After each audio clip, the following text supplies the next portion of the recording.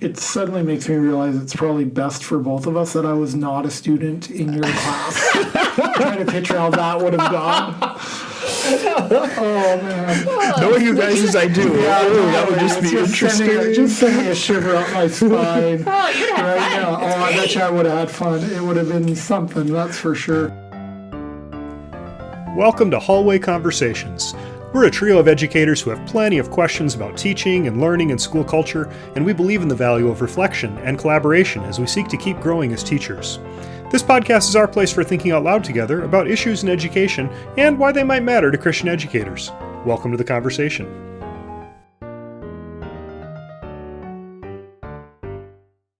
Hello, everyone. Welcome to Hallway Conversations. My name is Matt Beamers. I'm Abby DeGrow. And I'm Dave Mulder. Friends, we're always looking for topics of conversation and feedback, so please email us at hallwayconvospod@gmail.com. That's hallwayconvospod@gmail.com. Your feedback matters to us, and we want to hear from you. Dave and Abby, I was at the end of my road this morning, and I usually turn left. And this morning when I looked down, I saw a long line of cars, which I haven't seen in months because the public school is right down the road. This is the literal road. Now, this is not metaphorical. This is not the road less traveled. This is not a Robert Frost poem. This is not a Robert Frost poem. So I looked down and you could see the line of cars, which obviously I haven't seen in months. Yeah. And that brought me great joy, just because it's wonderful. I just love school starting. It was always and is still a favorite time of year for me. But it also came with a bit of anxiety because I also know the first day as much as I love it. Also, like that made me nervous and excitement. And so I was thinking about all those teachers and students, especially those who are in their first year, whether a first-year teacher or first-year students. And just even those first-year parents. I don't know if you remember sending your oldest child to school like that. I made direct eye contact with one this morning. Did you? Just said a silent prayer for her. Yes, my kid's school started today. Yeah. And I talked to one of our colleagues, Sheila. She dropped her youngest child off at daycare, and even just telling me about it, there was tears in her eyes. And I share that because I think that's beautiful. And so there was lots of probably excitement and tears from everybody this morning. So I was thinking about that and wondering, what do you think for yourself? Because we start next week. Yeah. What do you need in the first? Or what are things you do in the first couple of weeks to get yourself on the right trajectory for the school year? And what are some of the things that you would do for your students that would sort of get them on the right trajectory? So I want to frame this more as like, hey, what are some of our stories rather than, hey, teachers out there, you should be doing this. But what did you need specifically? If you think about from your colleagues, from your principal, whether when you were a middle school or high school teacher, or even as a university professor right now. So, let's start there. And let me just can I digress? And Dave, you can edit this if you need to. What is one first day of school that you remember? Ooh, first days of school.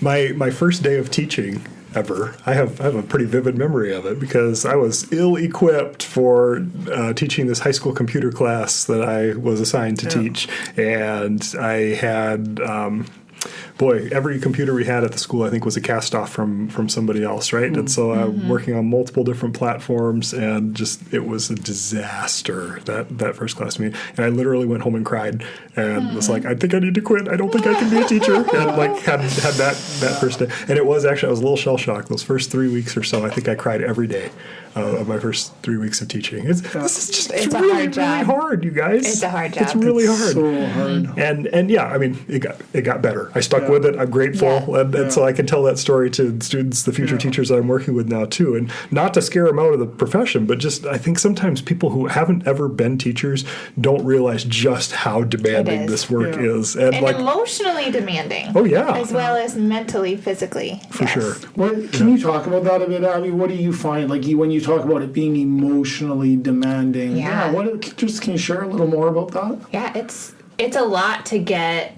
I think bleeding into the rest of the question, what do I do? I try to bring a lot of my best energy, right, to the classroom in those first few days and to set us all up well and to let everybody know they're welcome here, to be engaging, to make them feel like this is maybe a place they won't want to avoid for the next Right. how many weeks that we're together. And that takes a lot, right? I'm pretty naturally introverted. I like a lot of quiet time. I drive in silence a lot. I don't know if you guys know this about me. I will drive my entire commute in silence quite often. Wow. I just need that. Yeah. Which is why I married a very loud husband, right? We love you, Jason. Yes, Such a good pair. We do. But I think that takes a toll, right? And you want it to go well, and you want it. Right. You want everybody to feel good, and it's just a lot. It is. That idea of welcoming seems so important. And because we've moved here in the last couple of years and being new to a community, I could feel that for my daughter as she began a new high school without anyone that she knew, and being nervous because her school starts tomorrow. Abby, what are some things that you might do, or even as a professor now, to be like, hey, I want to create this welcoming, safe, brave space, because I think I didn't know, like, it's not that I hope I made it safe, but I don't think I was as intentional as I should have been. And so are there some things you do even now as a university professor? That's a great question. I look over my class list quite a bit. At this point, I teach mostly upperclassmen that I know, which is a huge advantage. If I have an incoming class of students that I do not know, I'm teaching a general ed class actually to non-ed majors this semester. And so just even looking over their names and making sure I know, kind of have a face, have an idea of who they are. I always look at their majors. I always see what... Like, are they freshmen? Are they seniors? Have some idea of the makeup of my class ahead of time rather than just like, quick print out a sheet. Just so you have the class list. Let's go do. Yeah. Right. I think names are really important. I don't always know how to pronounce student names, so I always ask them to say it. And I write it down so that I remember how to say it. I think that's really important. And just shows a little bit of effort, as well as trying to do a couple of protocols or routines that get them talking to each other so that they know the people around them as well as me, right? I do some introductions, but then I also ask them to introduce themselves on a small group level, on a whole group level. Not so much like mixer games, but just let's talk about some things and make sure you know the people around you right away, because they're also an integral part of your learning, right? Yeah. Dave, can I put you on the spot for a second? What is your for this? So we have university students, and I know they're a little bit older, but I also feel like, hey, there's things people can take and adapt here. Like, so they're literally their first 45 hour, 20 minutes is going to be with you. Here we go. This is it. So they're walking your Lucky class saying, student. yeah, Kids. this is what your whole university experience is going to be like. I'm setting the tone. Then they come to me and they're like, Something like that. Oh, you guys. Help us picture next Tuesday if I can. Sure. Can I put you on the spot? So, okay. Because I know you think deeply about pedagogy. I know you think deeply about community, and maybe there's things here that our listeners can take from it. So I try to plan, especially that first lesson, I want it to be really tight. And I do the same, actually. I plan my first week really tightly. It's got to be, like, they need a real lesson on the first day. I feel strongly about that. And so where oftentimes I think, if you think to a university class, a lot of times it's, well, we're going to go through the syllabus. It's like, well, we'll get to the syllabus, but that's actually the last thing we do on our first class meeting. So when they come in, I've got something up on screen for them. Welcome. This is Intro to Ed. You're in the right place. Glad that you're here, kind of a comment. And the first thing I have them do, just kind of as a time sponge as they're coming in, just make a word cloud. I have them put their name at the middle of it, spell it out for me phonetically, like you were saying, Abby, because I got to learn it right, and I'm going to say it right forever that way. And then just add 10 or 12 words or phrases, ideas around your name that tell me something about you. And so I put one on the board as an example, because I want them to see, some things about me. So, like, I like superhero movies. and I build model rockets, and like whatever random things. I really actually like the idea of a time filler because students get very awkward. Oh, and then they're all sitting scrolling on their phones, and I don't want that on the first day. They either sit awkwardly or they look at their device. Right. Because they don't know each other. Exactly. And they're not going to make random small talk in the 2 minutes they have. Give them something to do. I really like that. And I also have a soundtrack for the first day. So I always play music at the beginning of class, but it's like a getting you pumped up kind of. I can't remember what I have playing on there, but like Jackson 5. The Rocky soundtrack. Something like that. But yeah, so it's something, it's fun music, right? And it kind of sets a tone too. And I feel like everything that we're doing that first day, I'm revealing parts of my teacher persona here too. But it sets a tone and it lets them know what to expect in class. So then once everybody's there, we're a Christian institution, so I always start first class meeting of the day with devotions, and I give some framing and explain that. Here's what we're doing when we do this. This is not because this is what's making it Christian, because we read the Bible and pray, but we have the opportunity in a Christian institution to do that. And every piece of scripture that I choose for devotions connects to the lesson of that day. So if they have eyes to see, they're going to see we're holding everything up to the light of scripture throughout. And then I launch into lesson 1. And my first lesson of the year is, this is something we've talked about a lot of the podcast, this idea of teacher identity. You teach who you are. And so who are you? Who has God created you to be? And that's their first lesson in Intro to Ed. I try to boil it down to one phrase for every lesson of the semester. We teach who we are, so who are you? That's lesson 1. We unpack that idea and spend some time with it. And then, to just get them actively conversing with each other, I've got a couple of protocols as well to have some table talk with students. The room that I get to teach this class in has these big tables, so 5 or 6 students sitting together, and it's very easy for me to flip from I'm going to present to the whole class to now you guys talk together at your table and I'll report out. And we just try to get everybody to say something on the first day. Cool. How about you, Abby? Can you share a little bit? I know you plan tight, hang loose, this kind of idea that our friend Daryl has talked about. Can you share a few key things you do? Yeah, my day 1 in one of my upper level classes where students I know. And this class actually is a half semester class. It's literacy in the content areas, and I fly in that class because it's only half a semester and there's a lot of stuff to cover. So we get right to it. You have no time. Well. Yep. And so we get right down to the who, the what, and the why in that class. So I go over, first we do something where, and I'm actually tying it to literacy. We're going to reveal a little bit of ourselves through literature that we identify or relate to. And so I introduce myself that way. I ask them to introduce themselves that way through the literature, the reading that they have valued or done. And then we get to what is disciplinary literacy? Why are you as a math major sitting in this class, right? Wow. As a secondary you are getting right major. Into it. Yeah, that's like the second thing. And I phrase them all as questions. So I would have been so what scared. is this? I would have been so scared in your class. So first of all, what is disciplinary literacy? What is literacy inside math? Right? And then the third question we get to right away is why. Why is it important? Why are you here? And then that kind of launches into their first assignment and where we go from there. And then we actually don't get to course structure until the next class period. Which is great, actually. Yeah. Because it lets them engage with the big ideas before you actually try to start unpacking all these so big it's ideas. very much, I also think clear is kind, right? So I very much want them to know those 3 things from the outset. This is what I believe. This is what research has shown us. This is why this is important and why you're here. It suddenly makes me realize it's probably best for both of us that I was not a student in your class. I'm trying to picture how that would have gone. Oh, man. Knowing you guys as I do, that would just be interesting. Just send me a shiver up my spine. You'd have fun. Now. I bet you I would have had fun. It would have been something, that's for sure.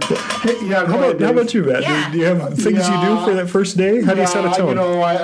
I think little things. I try to be at the door, whether it was in teaching high school English or in university. I try to be at the door at the end of class, actually. Similar to you, Dave. I have a folded up piece of paper that I have students' names. I write students' names on it and then place them so that when they walk into the class for the first time, they know where they're sitting. One of the things that, and this is just me, is I just feel like having a seating plan, even at university in the first few weeks, is one way for us to potentially be hospitable. Because I'm thinking about for some students, walking into that classroom and not knowing where to go, or seeing that there's some predetermined groups already and you're not part of a group, I think would just be so unnerving on your first day. On your first day. So I actually write their names and I place them all around the room. Hey, find your name and have a seat. And then similar to you, hey, write some things on there, write things about who you are, but even things you're involved with. Like, do you write for the Dort? We have a newspaper here called the Dort Diamond. Are you involved in a sports team or theater arts? Because throughout the semester, if I can, I love to go see what they're doing. Absolutely. Or even that way, even just to ask them about it on Monday. How'd the game go? How'd the play go? Hey, I saw your article in the newspaper. And I actually collect those at the end of the first day. And for the first 2 or 3 weeks, I'll put them in different places so that they're just sitting with different people. Because I'm pretty open saying, hey, I hope by the end of this semester, there's someone in this class that you've never met, that when you see them in the cafeteria or you see them when you pass them on campus, that you didn't know their name today, and that you'll say hi to them, unprovoked, just because you've got to know them. And so you just kind of set the tone community-wise. And then I get right into it, too, in terms of, it's, hey, we might do a back-to-back, face-to-face protocol. I might have them do some writing, turn something in. And I know next week they've got I don't teach till Wednesday. They've got a big reading on Wednesday, and they got to come to something completed to class on Friday that they're going to either write on the board or we're going to do in small groups and share out. And so I think it's the same thing as hey, we want to build community, and I also want to send the message, hey, we're here to learn, and you're gonna we're gonna work hard and play hard, and both those things can happen. And we can build community through content. Totally, and I think Abby, I don't think I knew that when I started teaching. I didn't know that. Teaching, for sure. I was like, we're gonna build community. Yep. Okay, we're done with that. Now we're gonna engage the content, and I think I've really realized that. I think I feel that when, and we all have days, right, where you feel like, I nailed pedagogy today, and other days where you're like, I missed it, right? And I think on the days for me, when I reflect on and I spend a lot of time self-reflecting, maybe too much at times, overthinking it, but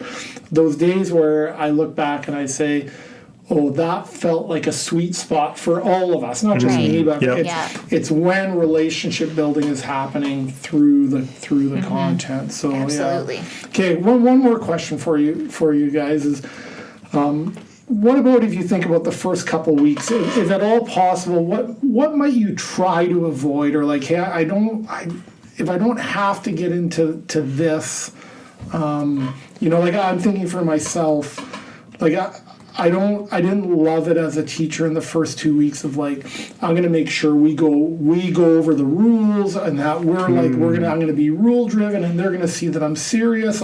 I was never, and there's probably time and place that this works. I was never a big fan of don't let them see you smile till Christmas. So I was just wondering if there's things for you, these are the things we want to do, and are there things that you were like, man, if at all possible, I tried not to do this. You alluded to not reading the syllabus on the first day, but don't read the syllabus to them.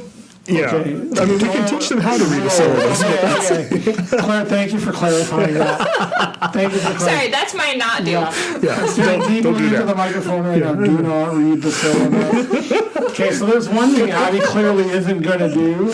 But how about even as a high school teacher? Is there things that you, in wanting to establish culture, that you also were like, maybe tougher question? That's an interesting question, because I tend to think of it in terms of the positive side of it, right? These are things I want to do to set a tone. So I guess I'm not really cognizant. I guess when I'm thinking about when I was a middle school teacher, yes, I wanted to give them a flavor for what to expect in this class. And so I guess the not would be to do things I'm going to intentionally not do things that I won't do the rest of the year, right? Just because it's the beginning of the year doesn't mean I want to treat it differently per se. I want it to still feel like what's normal here. So that's a weird way of answering that question. But we did a lot of hands-on learning, even in the first week of the class, because I want them to know that that's how they're going to function in my middle school science class. And Yeah, so I guess maybe that's a weird way of answering it, but yeah, there are maybe things that you do in the first days of the semester or in the first days of the school year because you're setting a tone, you're getting to know the kids and things like that. But as much as you can keep it normal for you, I think there's wisdom in that. Yeah. Yeah, and I would add, I don't make anything too high stakes Okay. Yeah. on Interesting. purpose. That's so good. Yeah. I ask, like in the first year, the course where I have first year, second year students, I always ask them to do an assignment on like day 1, 4-day, the next class period that is intentionally vague and gets them out of their comfort zone. It's not the kind of thing they're usually assigned in college, which they hate, by the way.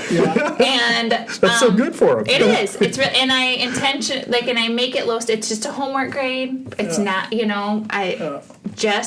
gonna have a conversation about this after we're done, and so nothing is too it's good work, but it's not going to sink them if they don't do it perfectly like they think they should, right? They have a lot of high expectations for themselves, and so I try to push them to take risks and with their work by making them low stakes. Yeah, good. That's super, awesome. That's super helpful. Friends, we next week, we start next week. Yeah. What are you excited about? Oh, I'm excited to see students. I am too. As much as I always am ready for them to leave at the end of the school year, I'm so glad they're back. This campus is too quiet without them. I'm looking forward to co-teaching a class for the first time with one of our new colleagues. Lisa's our new colleague, and we're going to co-teach a class. And that I mean, there's joys and concerns I have about that because I have to give up things that I have kind of put scare quotes here, the things I've always done for the class. But I'm also really excited to teach with her because she's just such a high energy and positive person, and I think we're going to match really well that way. Yeah.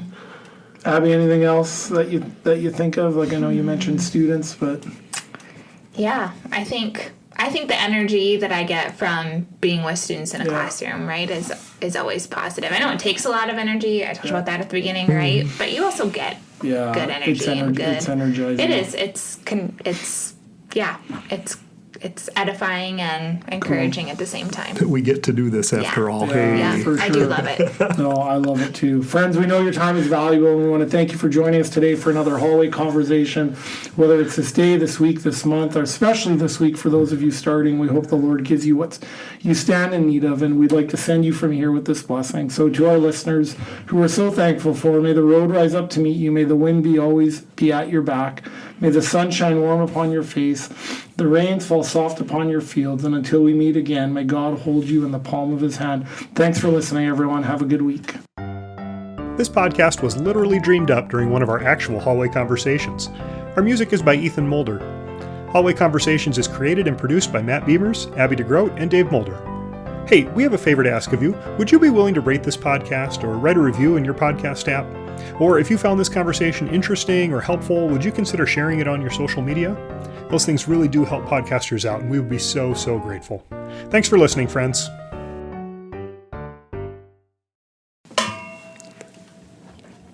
The creaking tables killed me, you guys. No, I'm sorry.